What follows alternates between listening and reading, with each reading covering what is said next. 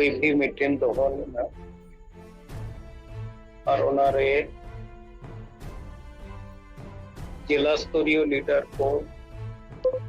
और ब्लॉक और अंचल स्तरीय लीडर और उना साउते हो स्थानीय जहाँ एरिया रे हुई वो करता है अंदर कार्यकर्ता को सेटेल को ताहिया उनको तलरे मोनो तो सेंगेल समाज सुधर और या जहाँ मोड़े गोटेन और उना सेंगेल समाज सुधर कमी होरा के लेकारे उत्तर दिनाजपुर रेना जतो ब्लॉक इलाकारे विस्तार गानोआ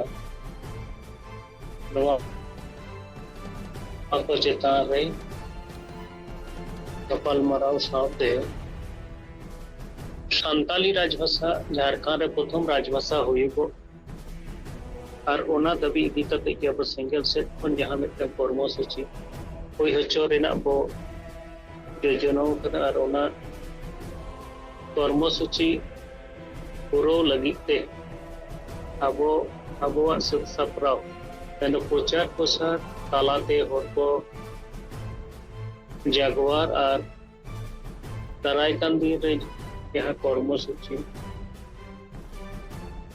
हुआ उनारे शामिल लगिते आह्वान को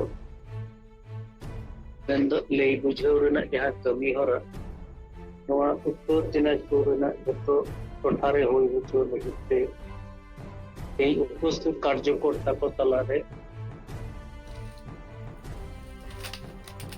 मेन सदर और आको से लगे जब स्तर रे नवा कमी होरा प्रचार प्रसार रेना कमी होरा विस्तार लगे आको को गलमाराव बताया और तेन गपा करे प्रचार प्रसार रेना जहाँ फोटो को बंकन वीडियो को आको फेसबुक पे बंकन ग्रुप करे लाते नवा रेना प्रचार प्रसारा ओना साथ ओना इलाका रे मेना को इटा संगठन रे जहाँ दो संताली भाषा आंदोलन अक्तो रे को गोड़ो बक्को रे उनको तो तुलुन यपाम रपोर कते संताली राजभाषा जितकर कमी हरा रे उनको को जब भागीदारी को हुई दारे ओना बाबत ते हो कपाल मरा जरी दोहरिया लगी जागरण कार्यकर्ता को चिन्ह एम कना आस्तायन कना नवा कमी हरा और कार्यकर्ता कमी लिखन दाराय कन दे दो केवल सेंगेल होते तो बा समाज रे बेस किछु अंश होरा झारखंड रे संताली भाषा हुईगो और उना लगी से यहाँ कर्मसूची से आंदोलन के भारत रे राष्ट्रपति द्रौपदी मुर्मू और झारखंड रे मुख्यमंत्री हेमंत सोरेन लगे नवा संताली राजभाषा के लगुई मा और बनकन दाराय कन दिन रे अबोना कानून के पतला दहन कमी हरा को हुआ फिर कते दिगत को कमी हरा और खोला दो बिहार पोनत रेन कार्यकर्ता को आते किशनगंज जिला रेना शीतलपुर एरिया रे हुई ना और उना रे जो स्टेट कार्यकर्ता को उपस्थिति हो बांग तहे कना जिला स्तर ब्लॉक स्तर अडिगन लेटर के बापो सटेरा खान ऑर्डर स्थानीय और लीडर पर उपस्थिति रे नवा गलमाराव दो हुईना तो उनाते अब बिहार रे जहां निट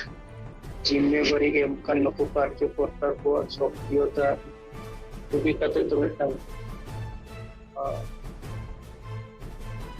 दुर्बल कहीं को कम गया और को 8 जिला रे कम बेसी कार्यकर्ता मेना हुआ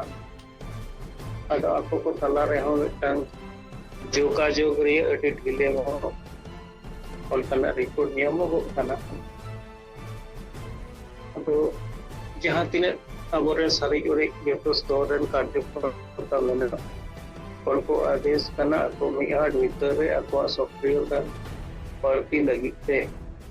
ako apas reko nyapam reforma आज यहाँ नवा संताली राजभाषा आंदोलन कर्मसूची रे बिहार से खन को एक सक्रिय भूमिका जो कार्य को ओना लगी तो पूर्ण अनवा मेरे होना kan punorai arhon ko कार्यकर्ता को नवा ट्रेनिंग प्रोग्राम को हुयुगुआ ar pun ona marang रे तो joto storen leader को संगठित मको सक्रियता के साथ राजभाषा आंदोलन रेना प्रचार प्रसार कमी हरा को हुई होइमा और ओना रेना रिपोर्ट सिंगर जोम रे सोशल मीडिया करे हो ako ko झलका उचल साव साव के सिंगर जोम रे जॉइन ताहे कते ako से कोन हो बिहार रेना ओपा टोठा करे नवा प्रचार प्रसार कमी हरा को हुई परखान नवा संताली भाषा आंदोलन रे जेमन संगे हरा बिहार पर योगदान ताहे kana उनका के चेक लिखा नवा राजभाषा आंदोलन लगी ते भागीदारी हुई दारिया ओना को इदिकते एटा उप संगठन को बंखान उनकान हर को तुलुत को अबरन साइकल कार्यकर्ता को nyapam roporo kana ओना को रेना रिपोर्टिंग आपो देते ᱧᱟᱢᱚᱜᱚᱜᱼᱟ और ओना जिम्मा हो अबरन कार्यकर्ता को तापा तो दक्षिण दिनाजपुर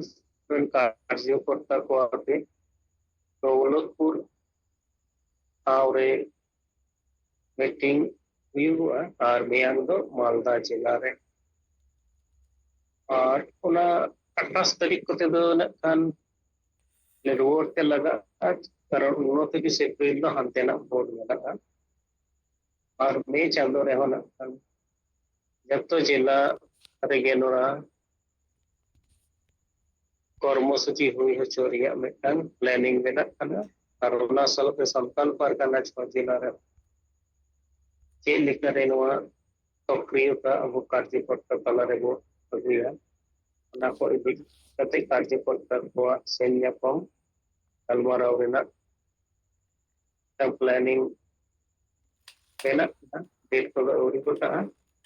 और डेट को गोटा लेन खान दो सेन्यापम कते उनको तला रे हो अलमाराव हुई ताकि जहां लिखा करते कि